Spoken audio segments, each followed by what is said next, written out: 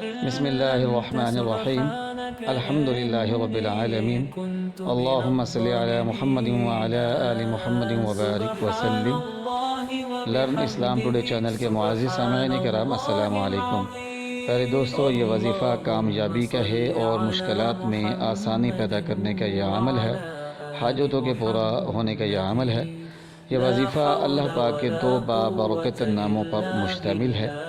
یہ وظیفہ خاص طور پر ان بہن بھائیوں کے لیے ہے جو زندگی کے کسی مشکل مرحلے سے گزر رہے ہیں یا اپنے کاروبار، تعلیم یا روزمرہ زندگی میں ترقی کامیابی کے خواہش مند ہیں۔ یہ وظیفہ اللہ پاک کے دو مبارک ناموں پر مشتمل ہے۔ پہلا جو اس میں مبارک ہے وہ ہے یا فتاح، اے رحمت کے دروازے کھولنے والے۔ اللہ پاک مشکلات کے دروازوں کو بند فرماتا ہے اور اپنی رحمت کے دروازوں کو کھولتا ہے، اور اللہ پاک ہر چیز پر قادر ہے۔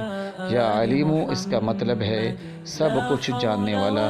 اللہ پاک جو ہیں وہ علم و حکمت کے سرچشمے ہیں، اور اللہ پاک ہر چیز کا علم رکھتے ہیں اور اپنے بندے کی مشکلات اور پریشانیوں سے بھی آگاہ ہوتے ہیں۔ تو پیارے دوستو، جو شخص بھی ان دو مبارک ناموں کو پڑھے گا، نہ صرف مشکلات اور پریشانیاں دور ہوں گی، آسانیاں پیدا ہوں گی، بلکہ علم و حکمت بھی اس کو ملے گی، اور وہ ایسے فیصلے کرے گا جس کی وجہ سے زندگی کے اندر اس کو کامیابیاں ملیں۔ علم و حکمت کے فیصلے کرے گا انشاءاللہ العزیز۔